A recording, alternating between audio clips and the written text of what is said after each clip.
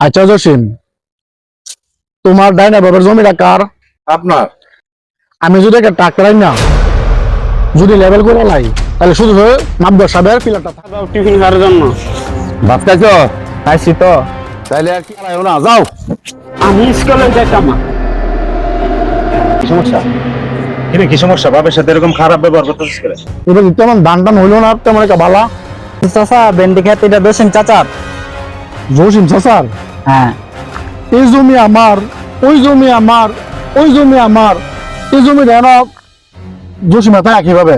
তোরা কি করস? দেওস না এগুলি? মেম্বার সাহেব, তুমি তো জানো আমার কি নেশা। কোন আন্দাজে কোনো কিছু ভাগ করতে আমার জানায়ও। আরে রুকন, রাস্তার কাজে তো কবে শেষ করবি আর কবে বাড়িতে যাবো? আরে মাদ্রাসা বলছি কি গতকালকা বৃষ্টি ছিল, এই কারণে কাজটা বন্ধ আছে। আরে রুকন, তাড়াতাড়ি কাম কাজ শেষ করা। আসসালামু আলাইকুম আব্দুল সাহেব।